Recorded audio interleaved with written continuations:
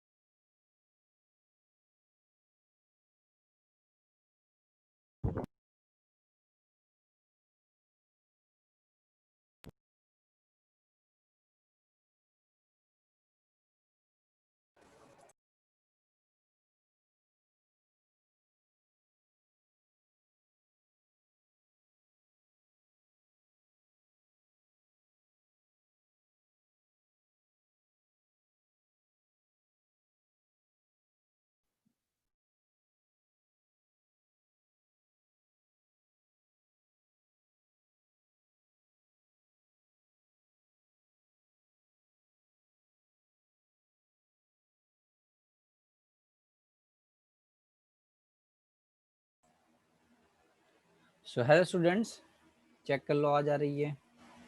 अच्छा आवे. Okay okay good.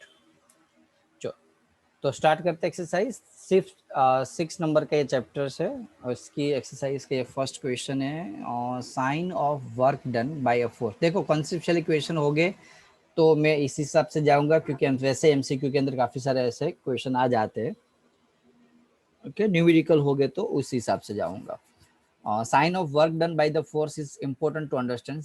State carefully if the following quantity are positive or negative. पहली चीज तो वर्क डन की यहाँ बात की हुई है तो मैं कॉन्सेप्ट समझा दूंगा, क्वेश्चन नहीं. ध्यान रखो, समझ में आ रहा है कि आपको कौन से केस में पॉजिटिव आएगा, कौन से केस में नेगेटिव है, क्योंकि वही चीज ये तो कभी भी चेंज हो सकता है. ये जो दिया हुआ है ABCD वो कौन से अलग अलग केस के लिए कुछ भी चेंज हो सकता है.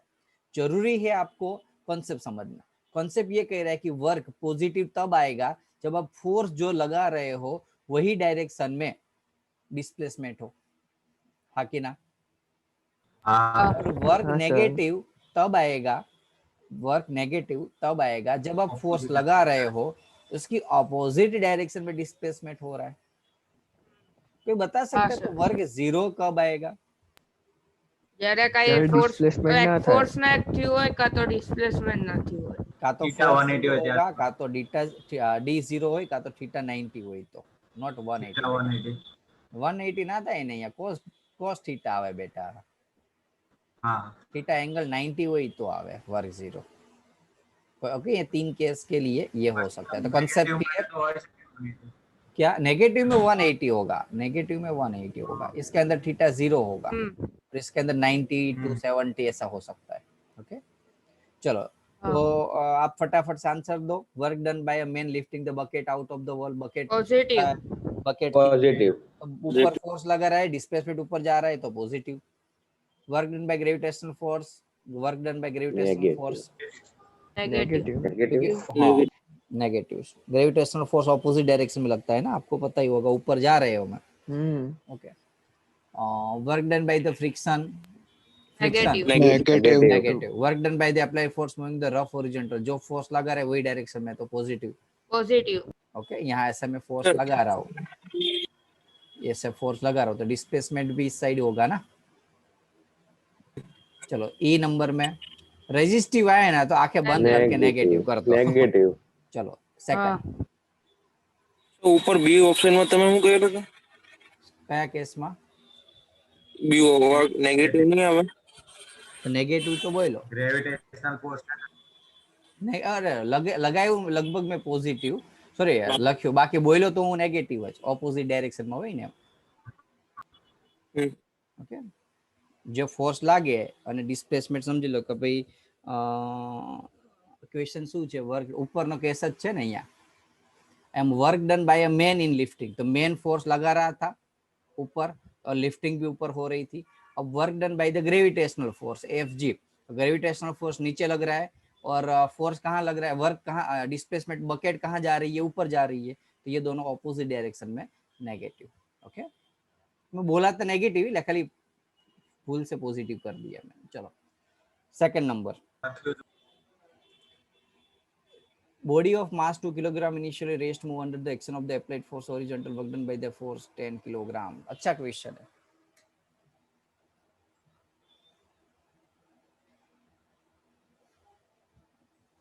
m 2 kg दिया हुआ है, moves under the action of applied horizontal force F 7 Newton, coefficients 0 point kinetic coefficient। तो देखो यदि मैं ऐसा समझूं कि फोर्स जो अप्लाई फोर्स है वो इस हिसाब से और फ्रिक्शनल फोर्स इस हिसाब से, हाँ कि ना? तो जो हम फोर्स की जो एक्चुअल नेट फोर्स होगा वैसे तो यहाँ ही आएगा क्योंकि काइनेटिक फोर्स है तो मूव हो रहा है ऑब्जेक्ट, तो अप्लाइड फोर्स इस हिसाब से होगा। तो अप्लाइड फोर्स नेट फोर्स का फॉर्मूला क्या होगा, तो external force minus kinetic force, okay, frictional force. चलो पहले क्वेश्चन देखते हैं, work done by the applied force. Work done by the applied force का वर्क कितना होगा, तो अप्लाइड फोर्स कितना लग रहा है बच्चों? अप्लाइड फोर्स 7 न्यूटन लग रहा है। अब प्रॉब्लम ये है, ओके, वर्क फाइंड करना है। डिस्प्लेसमेंट और ऊपर से वर्क डिस्प्लेसमेंट नहीं है, नहीं ये लोगों ने क्वेश्चन कैसे पूछा हुआ, पहले डिस्प्लेसमेंट पूछा होता तो टाइम 10 सेकंड कोई बात नहीं, हाँ कोई बात नहीं, फिर भी डिस्प्लेसमेंट तो ढूंढना ही पड़ेगा। એટલે અંતિમ શોધાઈ જશે। चलो पहले डिस्प्लेसमेंट सोच कर लेते। तो डिस्प्लेसमेंट का फॉर्मूला था ut plus half t a t plus square. Half a t square initially rest पे जा रहा है, अभी એ ये छोड़ આપણને दो, f अपन m3 મળી જશે। Half A T square. चलो ए f अपन m एफ अपॉन एम। अब नेट फोर्स कितना है वो तो फाइनली वैसे ढूंढना ही हुआ हमें, हाँ कि ना? नेट फोर्स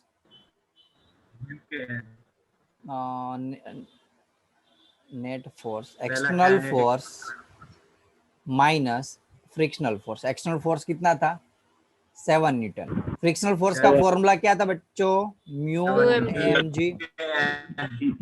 म्यू म्यू की वैल्यू वैसे अलग अलग निकाला होता तो अच्छा होता, आपको काम आता है ये से, क्योंकि यहाँ आपको वर्क डन बाय फ्रिक्शन भी पूछा हुआ है। आगे के टॉपिक में आपको क्या पूछा है, वर्क डन बाय फ्रिक्शन, तो फ्रिक्शनल फोर्स भी निकालना पड़ेगा। तो एक्सटर्नल फोर्स आपको 7 न्यूटन दिया हुआ है, ये फोर्स। फ्रिक्शनल फोर्स जो पीछे लग रहा है वो हम निकाल लेते हैं म्यू एम जी वाले फॉर्मूला से।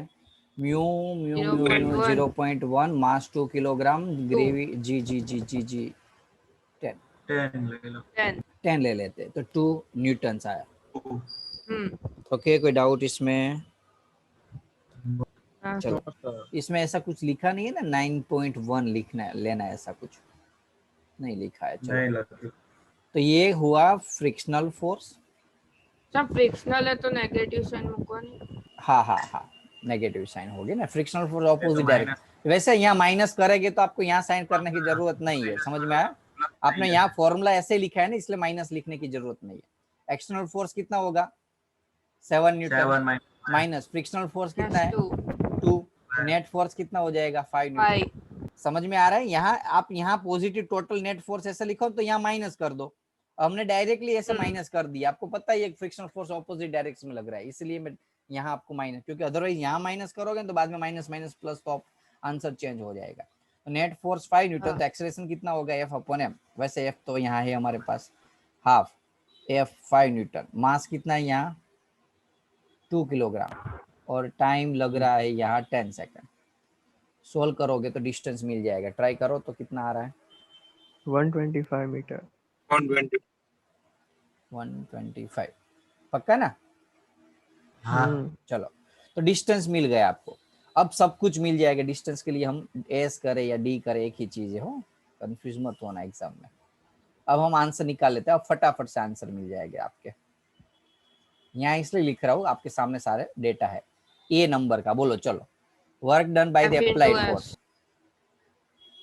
F into S. Applied force कितना है? डिस्प्लेसमेंट 125। सॉल्व कर दो। चलो बी नंबर फ्रिक्शनल फोर्स का वर्क થઈ ગયો अच्छा work F into S. F कितना था? -2 और डिस्प्लेसमेंट यहाँ -2 लगा देना। ओके हाँ यहाँ -2 लगा देना क्योंकि आप जनरल फॉर्मूला यूज कर रहे हो ना इसलिए। और डिस्प्लेसमेंट कितना 125 होगा? 125 -250।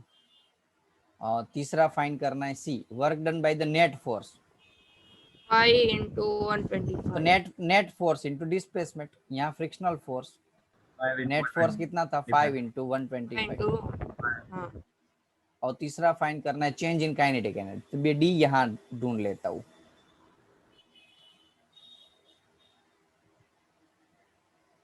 चेंज इन काइनेटिक एनर्जी तो हाफ। ओके ओके ओके मेरे पास फाइनल वेलोसिटी नहीं है ना अभी, तो डी फाइंड करने के लिए देखो फाइंड क्या करना है, change in kinetic energy. Change in kinetic energy का फॉर्मूला क्या था? Half half mv square minus half mu square. Half mv अब स्क्वायर इनिशियली वेलोसिटी तो वैसे ही 0 है, तो हाफ mv स्क्वायर फाइनली मिलेगा आपको। mv v नहीं पता है तो पहले मैं v u निकाल plus देता हूँ। 80 तो v is equals to u plus capacity वाला 80 या s is equals to u, नहीं s नहीं, v square minus u square 2as वाला डालो तो भी चलेगा। Okay u 0.5 into initial 10 0 acceleration आपको एक्सेलरेशन कहाँ था? 2.5 ये रहा एक्सेलरेशन, याद आया? यहाँ अलग से तो नहीं निकाला हुआ है लेकिन आप यहाँ से निकाल सकते हो एक्सेलरेशन 5/2 5/2 लिखना है मुझे t। ओके 25 5 5 जा 25। v मिल गया तो चेंज इन काइनेटिक एनर्जी मिल जाएगा। half mass 2 हाँ मास एक 1 किलोग्राम है 2 किलोग्राम 2 से सर 2 और फाइनल वेलोसिटी 25 625 2 तो वैसे कर तो 625 जूल। कोई डाउट भाई किसी को? क्वेश्चन तो इतना इजी था लेकिन क्या था पता चला ना आपको, अलग अलग टर्म्स बहुत फाइन है, कर लेंथी क्वेश्चन था, बाकी क्वेश्चन बहुत इजी है। कॉन्सेप्ट समझो, ये चीज समझ में आ गई ना, बाद में ये सब कुछ आपको तो इतना इजी रहेगा ना, आप ऐसे सोचोगे कि सर ये क्या है। ओके लेकिन एक चीज ये समझ में आनी चाहिए कि फ्रिक्शनल फोर्स है, काइनेटिक फोर्स कौन सा है, यानी कि अप्लाई फोर्स क्या है, नेट फोर्स क्या है, ये सब कुछ कॉन्सेप्ट समझ में आना चाहिए। कोई डाउट है? दूसरी बार समझाने की जरूरत है? बोलो। नो सर नो जिस हाँ, ऐसा सर। लगे ना कि वो बता देना मुझे। ओके क्या क्वेश्चन ऐसा क्यों हुआ? एक काम करता हूँ मैं इसको फिगर को यहाँ ले लेता हूँ।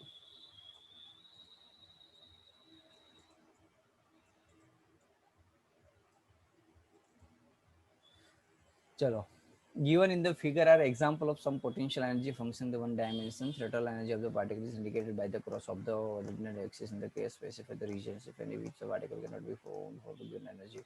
Also indicate the minimum total energy particle must have the reach case. Think of the simple physical context for which these potential energy shapes are irrelevant.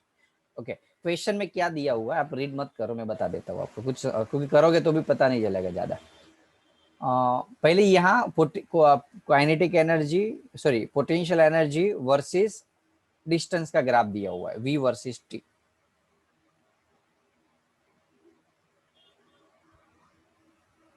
v versus t, potential energy versus time sorry distance का graph, potential energy versus distance का graph दिया हुआ है।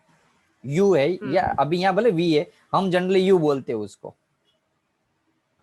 Okay potential यहाँ इन लोगों ने v, ऐसे ये v है, एक पर्टिकुलर सिंबल है v का, रोमन लेटर में ऐसा कुछ अलग से v u को ऐसे लिख रहे होते हैं, पोटेंशियल एनर्जी का स्पेशल सिंबल है ये जो सिंबल है ना, देखो v यहाँ कहीं लिखा होगा ना तो आपको पता चल जाएगा इस v में और वो v में जनरली क्या डिफरेंट है। अभी तो नहीं है यहाँ, अदर यहाँ ये v जो है ना इसमें ऐसा होता है। ओके जो पोटेंशियल एनर्जी का v होता है ना इसमें थोड़ा ऐसा होगा, और ये v स्मॉल वाला लिखेंगे, वो जो रेगुलर v होता है ना उसको ऐसा लिखते हैं। ओके ध्यान रखना, ऐसे कंफ्यूज मत होना कि यहाँ पोटेंशियल या से कुछ दूसरी वैल्यू दी है। अब यहाँ ये जो क्रॉस डाला हुआ ना, इसको वो वैल्यू पोटेंशियल है, यानी कि ये क्रॉस वैल्यू समझ लो। ये तो ये पूरी का पूरा ग्राफ यदि आपको ड्रॉ करो तो पोटेंशियल एनर्जी का ग्राफ है। और ये जो ग्राफ है, एक्चुअल ग्राफ जो दिया हुआ गिवन ग्राफ है, वो किसका है? पोटेंशियल एनर्जी का। और ये टोटल एनर्जी।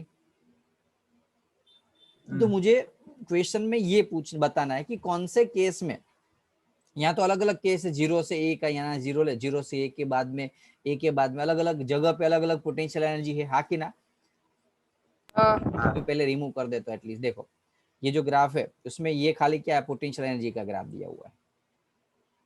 और यहाँ से सीधी लाइन खींचू ना तो ये टोटल काइनेटिक एनर्जी मिलती है। तो मुझे बताना कि क्या एक्चुअल में ऐसा पॉसिबल है? अभी देखो काफी बार क्या होगा कि ग्राफ ऐसे रैंडमली ड्रॉ कर लेते, लेकिन प्रैक्टिकली उसको पॉसिबल नहीं होता। जैसे मैं एग्जांपल फॉर ऐसे बात करूं कि भाई क्या बात करूं, एक्सरेशंस। अभी मेरे माइंड में नहीं आ रहा है ऐसा, रैंडमली अभी बता देता हूँ। कोई पर्टिकुलर कोई वैल्यू है ना, ऐसे नहीं हो सकती, राइट? ये इसकी फिक्स वैल्यू होती है कि भाई वो ग्राफ के अंदर वही हो सकता है। यहाँ भी जो ग्राफ दिया उसमें आधा पोर्शन रॉन्ग दिया हो, यानी कि वो एनर्जी की यदि एनर्जी कंजर्वेशन का लो इसमें अप्लाई करे तो वो एक्चुअली पॉसिबल नहीं होता है। तो उस केस में, और अलग जो रेगुलर केस है उसके लिए मुझे बताना है कि कौन से केस में यहाँ लिखना है। यहाँ लिखना है which particle can not found for the given energy.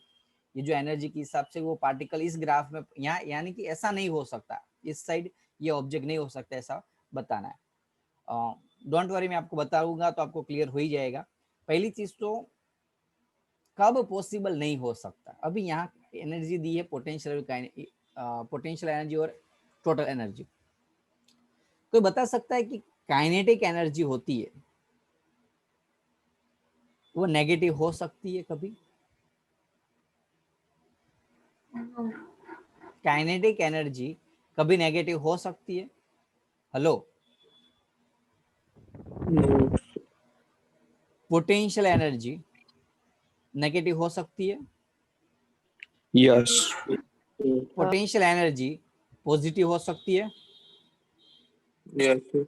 Concept Yes. समझाऊंगा, पूरा सम नहीं समझाऊंगा आपको। कॉन्सेप्ट इतना क्लियर करा दूंगा तो बाद में आप ऐसे कोई भी सम खुद कर सकोगे। इतना ध्यान, क्योंकि सारे फिगर में बताने बैठूंगा तो पूरा लेक्चर इसमें ही चला जाएगा हमारा। ओके, इसलिए मैंने सोचा कि आपको कॉन्सेप्ट क्लियर करा दूं इसका। पोटेंशियल एनर्जी 0 हो सकती है, काइनेटिक एनर्जी पॉजिटिव हो सकती है, या तो 0 हो सकती है लेकिन नेगेटिव हो सकती नहीं है, और ई की वैल्यू कुछ भी हो सकती है। ओके, अब देखो कुछ भी, यानी एटलीस्ट एनर्जी 0 हो सकती है, माइनस में तो कभी जनरली कम पॉसिबल होता है। अब इसका हमें सोचना नहीं है, पहले एक काम करते हैं। ये हमारे हाथ में नहीं है, देखो कि भी ये तो 0 भी हो सकती है पॉजिटिव, इसके कुछ रिलेशन नहीं, यानी कि हम इतना डिटरमाइन नहीं कर पाएंगे कि ऐसा हो सकता है, क्योंकि नेगेटिव भी हो सकती है, पॉजिटिव भी हो सकती है, 0 भी हो सकती है। लेकिन ये तो पता है कि काइनेटिक एनर्जी तो ऑलवेज पॉजिटिव होगी, या तो मिनिमम 0 हो सकती है, इससे नेगेटिव में तो कभी नहीं हो सकती। यानी कि इस ग्राफ में, उस जगह पे जिस पोर्शन के लिए यदि काइनेटिक एनर्जी नेगेटिव आए, यानी कि वो पॉसिबल नहीं है, हाँ कि ना? यानी कि पार्टिकल वहां फाउंड नहीं हो सकते, यहाँ कभी पॉसिबल नहीं हो सकता। कॉन्सेप्ट को समझना बहुत जबरदस्त कॉन्सेप्ट है। इतनी गारंटी दे सकता हूँ कि आप यदि समझ लोगे तो बहुत मजा आने वाला है, अदरवाइज बहुत हार्ड टॉपिक है। ये जो सम है ना, वो आपकी स्कूल की दूसरे बच्चों से कंपेयर कर लेना तो पता चल जाएगा कि कितने लेवल का है ये सम। अब काइनेटिक एनर्जी जो है वो ऑलवेज पॉजिटिव होगी, नेगेटिव नहीं होगी। इतना पता चल गया कि नेगेटिव वो नहीं हो सकती। तो मैं यदि ऐसा फाइंड कर लूं भाई इस केस में काइनेटिक एनर्जी नेगेटिव है, यानी कि वो जो एरिया है वहां ये पार्टिकल्स कैन नॉट फाउंड, उस जगह पे उस गिवन एनर्जी पे पार्टिकल वहां नहीं हो सकता। इसका रिलेशन कैसे पता चलेगा? तो मुझे पता है यहाँ गिवन क्या है, ई है, ई गिवन है। पोटेंशियल एनर्जी पता है, यहाँ पोटेंशियल एनर्जी गिवन है, काइनेटिक एनर्जी नहीं पता है।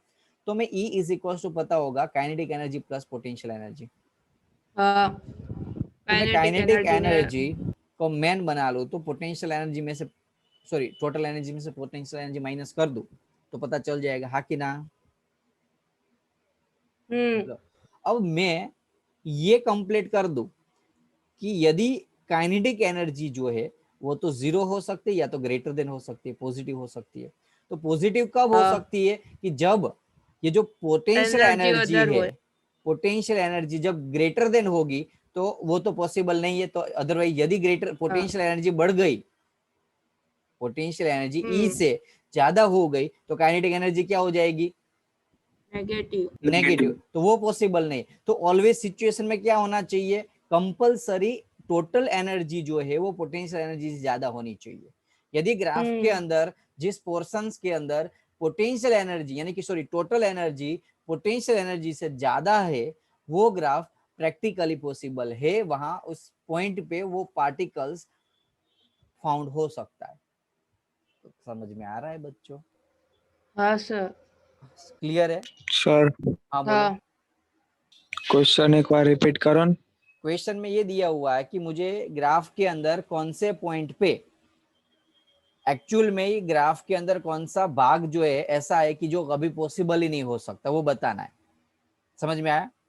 ग्राफ के अंदर पोटेंशियल एनर्जी और इलेक्ट्रिक सॉरी टोटल एनर्जी की वैल्यू दी रखी है, उसमें मुझे बताना है कि भाई ये ग्राफ इसके पार्ट्स करो तो एक तो ये 0 से 1 का ये भाग हुआ और ये सेकंड भाग हुआ, हाँ कि ना? तो ये भाग और ये भाग, तो ये भाग में पॉसिबल है कि नहीं, ये भाग में पॉसिबल है कि नहीं, ये वो बताना है। अब पता कैसे चलेगा कि ग्राफ सही है कि रॉन्ग है? तो एनर्जी से यदि पता चल जाए तो एनर्जी में यही चीज है कि potential energy sorry kinetic energy है वो ऑलवेज पॉजिटिव होगी या तो जीरो होगी। यानी कि उस ग्राफ में ये पॉजिटिव तभी हो सकती है काइनेटिक एनर्जी, क्योंकि काइनेटिक एनर्जी का फॉर्मूला मैंने क्या बनाया? E minus P potential energy. जब ये सेकंड वाली वैल्यू बड़ी हो जाए तो कॉमन लॉजिक है काइनेटिक एनर्जी क्या हो जाएगी? नेगेटिव हो जाएगी, हाँ कि ना? और ये फर्स्ट केस, ये कभी पॉसिबल नहीं हो सकता। और यदि जो टोटल एनर्जी वो पोटेंशियल एनर्जी से ज्यादा हो तो उस केस में काइनेटिक एनर्जी या ग्रेटर और इक्वल भी लिख सकते हैं हम, हाँ कि ना? उस केस में पोटेंशियल एनर्जी पॉजिटिव या जीरो हो सकती, यानी कि वो केस पॉसिबल है। अब कॉन्सेप्ट समझ में आ गया सभी को?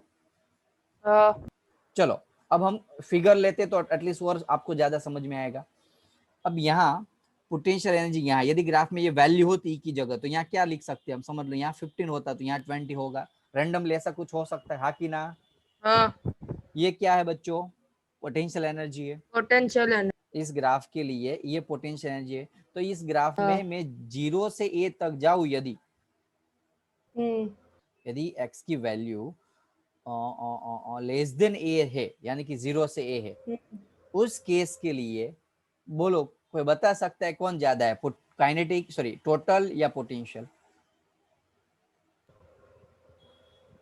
हेलो पोटेंशियल, ये v है ना, वो p v यानी कि p है यार। तो पोटेंशियल एनर्जी ज्यादा है कि नहीं? पोटेंशियल एनर्जी टोटल एनर्जी से ज्यादा है। तो ये पॉसिबल हो सकता है ऐसा? देखो पोटेंशियल एनर्जी यदि ज्यादा हो गई तो काइनेटिक एनर्जी क्या हो जाएगी? नेगेटिव। और यदि काइनेटिक एनर्जी नेगेटिव हो गई तो इस केस में यानी कि इस एरिया में ये पार्टिकल कभी पॉसिबल नहीं हो सके, क्योंकि काइनेटिक एनर्जी नेगेटिव हो ही नहीं सकती कभी। तो ये ग्राफ ही रॉन्ग दिया हुआ है। हेलो हाँ सर। पक्का? सर क्लियर हुआ? हाँ बोलो, कोई डाउट है किसी को?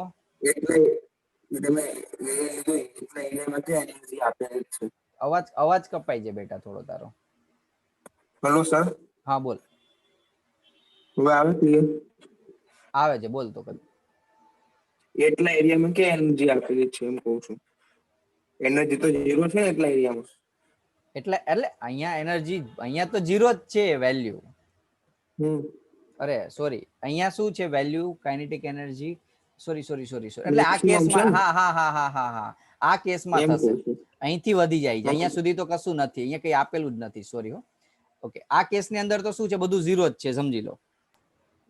ઓકે હા હા, હું માઇન્ડ ની અંદર હું પેલામાં વિચારતો હતો આ ભાગની અંદર। ઓકે આ ભાગમાં જો ઈ ની વેલ્યુ 0 છે, જોઈ લો। સોરી ઈ ની વેલ્યુ 0 નથી નથી નથી, ઈની વેલ્યુ શું આપેલી છે સમજી લો, અહીંયા 15 લીધી, અહીંયા 20 લીધી, પણ અહીંયા આ ગ્રાફની અંદર ઈની વેલ્યુ, અહીંયા v ની વેલ્યુ તો શું આપેલી છે? जीरो है। ओके सॉरी हो, एक्चुअली मैंने आपको ये बता दिया, आपको समझ में आया? हेलो, ये तो खाली ये 20 कब स्टार्ट होती है पोटेंशियल एनर्जी, इस पॉइंट से स्टार्ट होती है। यहां तक तो क्या है, एक्स की वैल्यू ए से लेस देन यदि होगी तब तक ये वी की वैल्यू क्या है, यहाँ जीरो है, क्योंकि जीरो है। देखो ये बाद में अब अचानक से 20 हो जाएगी, तो इस केस में ए एक्स लेस देन ए होगा, इसमें पोटेंशियल एनर्जी ज्यादा है। देखो सॉरी, टोटल एनर्जी ज्यादा है, टोटल एनर्जी ज्यादा है, 15 ज्यादा है जीरो से, यानी कि काइनेटिक एनर्जी यहाँ पॉजिटिव होगी। ये केस पॉसिबल है, सॉरी हो, ये केस पॉसिबल है। अब कौन सा केस पॉसिबल नहीं है, तो सेकंड वाला देखो। अब यहाँ क्या है, ई की वैल्यू इस पॉइंट के लिए, यदि इस एक्स डिस्टेंस जब एक्स से बढ़े, डिस्टेंस एक्स से बढ़े, तब पोटेंशियल टोटल एनर्जी 15 है, लेकिन पोटेंशियल एनर्जी बढ़ जाती है। देखो 15 हो गई। यस हर्ष बोलो।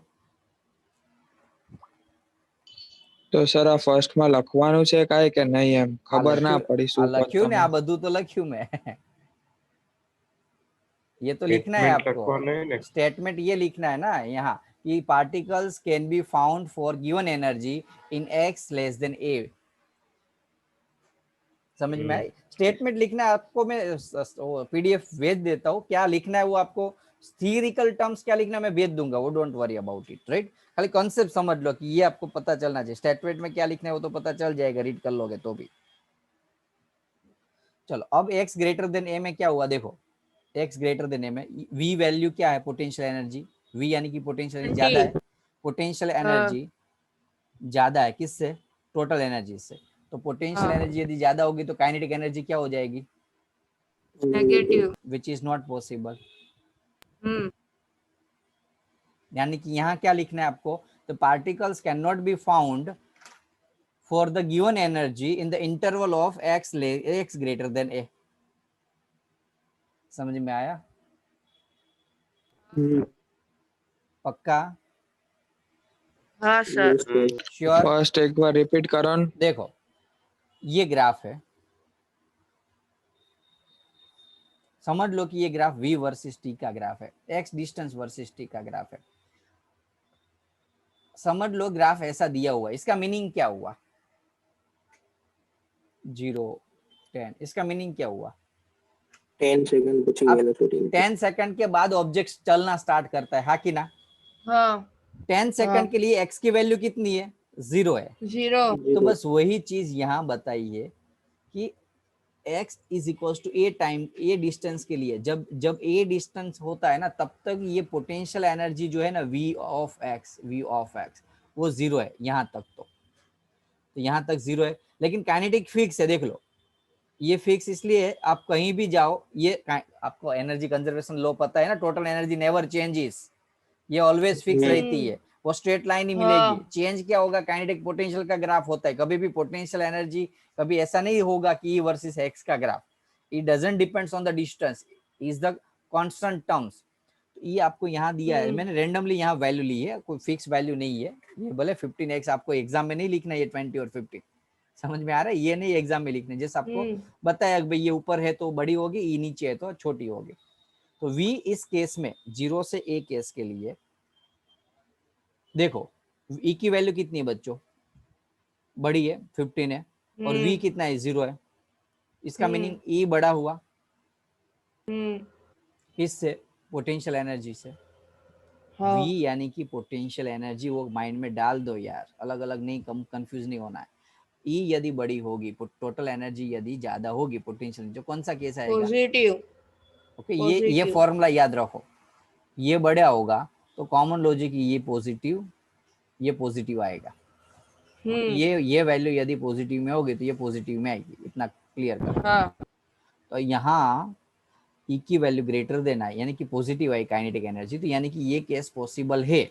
और यदि नेगेटिव आ रही तो नॉट पॉसिबल है। बोलो क्लियर अब? अब मुझे यहाँ दूसरा फाइंड करना, ये तो है ही, साथ में मुझे फाइंड करना एनर्जी। ये एकदम एडवांस लेवल का क्वेश्चन है, मुझे पता है कि ये स्कूल की एग्जाम में तो आ ही नहीं सकता, बहुत रेयर ऑफ रेयर केस में चांसेस है, लेकिन सम अच्छा है तो समझ लो कंसेप्ट।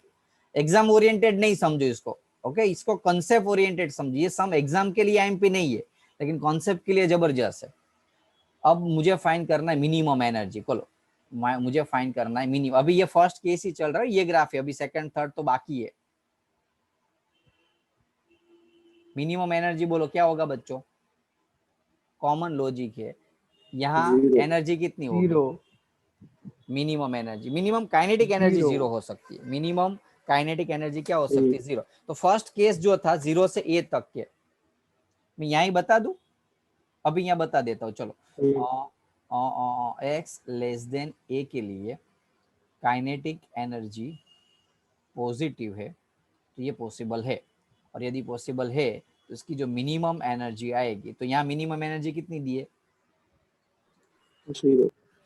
अब क्यों 0 कोई बता सकता है? Minimum total energy 0, minimum sorry total energy का फॉर्मूला क्या था? Kinetic plus potential. काइनेटिक, हाँ, मिनिमम टोटल एनर्जी का फॉर्मूला क्या था? Kinetic plus potential. अब पोटेंशियल तो यहाँ 0 से a के लिए 0 ही दिया हुआ है। अब ये जो k होता है, यानी कि total energy E is equal to k आया, तो k मिनिमम कितना होता है? 0 तो E की वैल्यू कितनी हो जाएगी? यदि k मिनिमम 0 तो 0 प्लस 0 तो E मिनिमम। हाँ बोलो। બંને ભેગું તો 0 ન થઈ જાય ને, કાઇનેટિક ને તો બંનેમાંથી એક તો હશે જ ને, કે હશે અહીંયા આપણે મિનિમમ ની વાત કરવાની છે ને બેટા, એટલા માટે. આ તો સર મિનિમમ તો 15 થાય ને? નહીં, ટોટલ એનર્જી ચેન્જ જ નથી ને? શું ટોટલ એનર્જી ચેન્જ જ નથી ને? આપણે અહીંયા એનર્જી નથી, E નથી ફાઇન્ડ કરવાની, અહીંયા E ની વેલ્યુ 15 આપેલી છે બેટા. Possible value of minimum energy, અહીંયા જો સાંભળ question, total energy of particle must have in each case indicate the minimum total energy the particle must have in each case. Minimum total energy બેટા 0 થશે ને. આપણે વિચારવાનું છે કાઇનેટિક એનર્જી કેટલી હોઈ શકે મિનિમમ માં. યુ તો આમ 0 છે, તો કાઇનેટિક એનર્જી મિનિમમ કેટલી હોઈ શકે આ કેસમાં? ખરેખર આવા અહીંયા જોવા જઈએ તો કાઇનેટિક એનર્જી આપણને દીધી જ નથી, જો સમજ. એટલે આપણે અત્યારે એઝ્યુમ શું કરવું પડશે? 0 જ લેવું પડશે ને. કાઇનેટિક એનર્જી ને એઝ્યુમ શું કરવું પડશે? આપણને ખબર જ નથી કેટલી છે, તો શું કરીશું આપણે? 0 થી જ ચાલુ કરશું ને મિનિમમ, એટલા માટે આન્સર 0 આવે છે. ખ્યાલ આવ્યો અહીંયા? હવે જો આપણે k ની વેલ્યુ આપણને ખબર જ નથી, એટલે 0 જ લઈને ચાલો. હવે આ જ વસ્તુમાં આ કેસમાં જો અહીંયા શું થશે સેકન્ડ કેસમાં, બોલો. તો તમે ફર્સ્ટ માં ઓલી k ની વેલ્યુ કઈ રીતે લીધી હતી આમ કાઇનેટિક એનર્જી ની? એટલે અત્યારે તમે કીધું ને કે આમ મિનિમમ છે, આમ 0 થી સ્ટાર્ટ થાય છે. તમે આ વસ્તુને છે ને આ ટોપિક સાથે ઇન્ક્લુડ ના કરો. તમે શું વિચારો છો ભાઈ આમાં તો સર 15 આપેલી છે તો એની મિનિમમ 0 કેમ લીધી? એવું તમે એવું ના વિચાર. તમે એવું વિચારો મિનિમમ પોસિબલ વેલ્યુ કે કેટલી મિનિમમ તો મિનિમમ કેટલી હોઈ શકે ટોટલ એનર્જી આ કેસની અંદર, એ વિચારવાનું છે. આપણને અહીંયા કાઇનેટિક દીધી નથી, પોટેન્શિયલ જે દીધી છે 0 આપેલી છે, તો મિનિમમ તો મિનિમમ કેટલી હોઈ શકે? k plus potential. પોટેન્શિયલ આપણને 0 આપેલી છે, કાઇનેટિક ખબર જ નથી આપણને, તો આપણે એઝ્યુમ 0 કરવાની. આ એઝ્યુમ વેલ્યુ છે, રિયલ વેલ્યુ નથી અહીંયા માંગી. ખ્યાલ આવ્યો હર્ષ? હર્ષ ના સર. હા, શું કઈ રીતે હું તને સમજાવું કે અહીંયા ટોટલ મિનિમમ એનર્જી ફાઇન્ડ કરવાનું કીધું છે, પોટેન્શિયલ પ્લસ કાઇનેટિક. સમજ, ફાઇન્ડ શું કરવાનું કીધું છે તને કહું છું? ટોટલ એનર્જી ફાઇન્ડ કરવાનું કીધું છે. હવે એક કામ કર, તને કંઈક બીજી રીતે મારે સમજાવવું પડશે.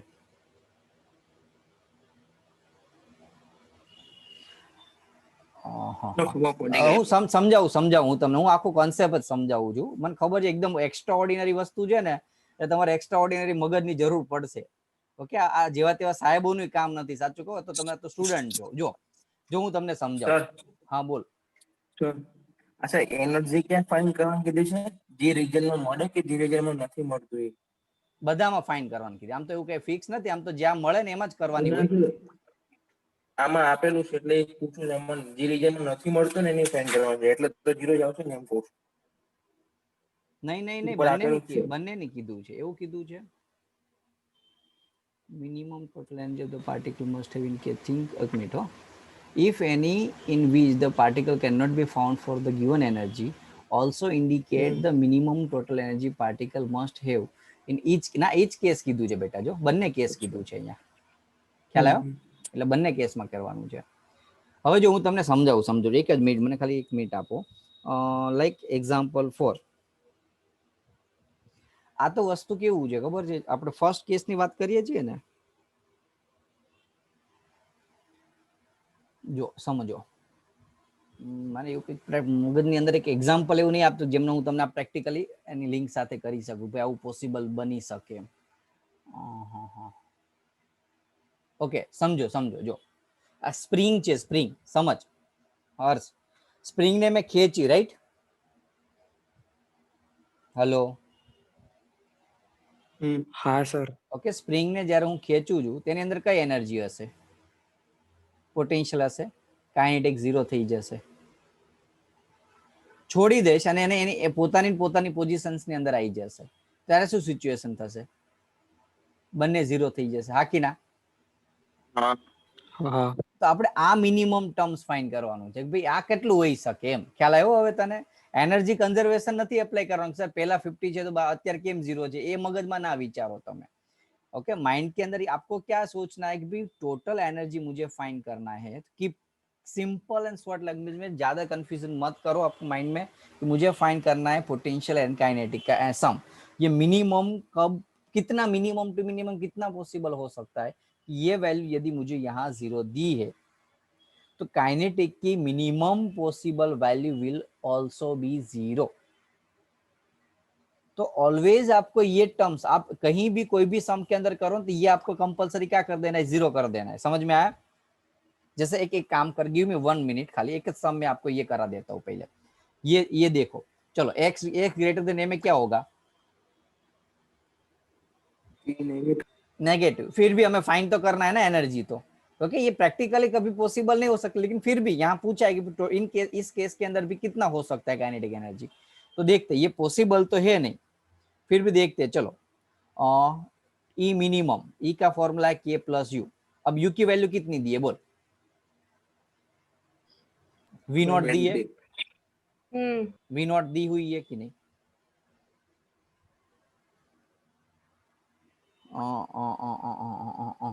ओके, अब के की वैल्यू मिनिमम कितनी पॉसिबल है? 0. यदि मुझे ई मिनिमम फाइंड करना, के की मिनिमम वैल्यू कितनी पॉसिबल? तो 0. तो इस केस में एनर्जी ई मिनिमम कितना आएगा? तो वी नॉट. अब पता चला? ये फर्स्ट केस में के मिनिमम मैंने 0 ले लिया, यू ऑलरेडी 0 था तो ई मिनिमम 0. सेकंड केस में यू की वैल्यू वी दी है, पोटेंशियल एनर्जी तो ऑलरेडी है, के कितनी हो सकती है? मिनिमम 0. तो टोटल एनर्जी मिनिमम कितनी हो सकती है? 0. अब कॉन्सेप्ट क्लियर हो गया होगा. ओके, पक्का ना? हाँ. ओके, बस ये खास ध्यान रखना, आपको करना क्या है, टोटल कर देना है. यू कितना दिया हुआ है उसके ऊपर है, ये तो आपको 0 ही ले लेना है. जैसे कोई दूसरा केस करे हम, अब इसमें नेगेटिव आ रहा है ना, ऐसा ये केस कर देता हूं मैं. चलो रिजॉइन कर ले. करो, रिज्वाइन कर लो, चलो फटाफट से.